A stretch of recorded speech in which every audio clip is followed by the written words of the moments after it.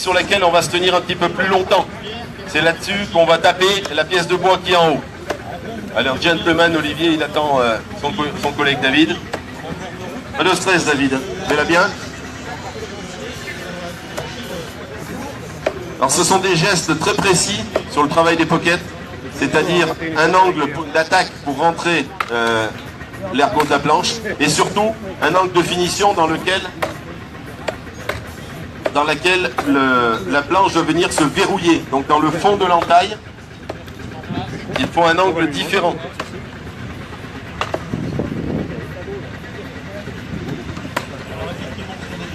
Et Olivier a choisi de retravailler sa deuxième pocket. Et David, elle est bonne? Ah, David, il est comme moi, le souci c'est qu'il y a un peu de poids quand on met sur la planche. Hein. Allez, Olivier, lui, attaquer sa découpe. Alors le tout, hein, lorsque l'on fait des compétitions qui sont multidisciplines, où chaque concurrent doit faire, ou par équipe bien sûr, ou individuellement, toutes ses épreuves, eh bien vous voyez que c'est une question de chrono. Je vous parlais tout à l'heure, il faut couper du bois le plus rapide possible. Eh bien c'est toujours pareil. Hein. Alors la différence, vous avez vu l'éclat, il y a un éclat est parti, mais la différence avec l'horizontale tout à l'heure. L'horizontale, le concurrent a fait la moitié de la découpe de bois d'un côté, sans ensuite retourner pour faire l'autre moitié. Là, le bûcheron travaille sur sa bonne main, il va faire le maximum sur sa bonne main. Ensuite, se retourner, voilà, vous avez vu, il en a fait les 3/4. Sur une moins bonne main, il va donner simplement 2 ou 3 coups.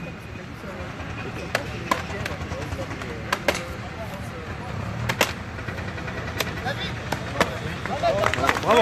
Allez, on applaudit Olivier. Ouais, on va faire remettre la planche à David. Vous voyez, c'est ce que je vous disais, hein, la deuxième planche, on l'assure énormément.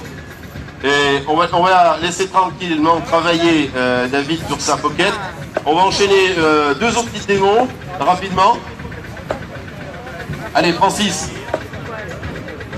Une petite course de grimpé, vous avez vu, on a mis 2 mâts. On va faire...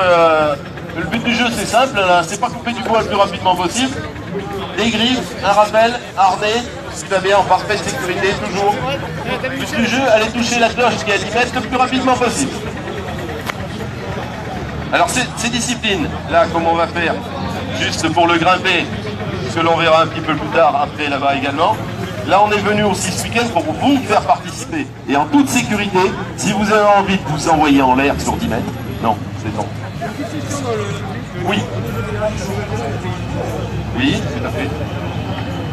On fait monter la présidente. Allez, c'est promis avant dimanche soir.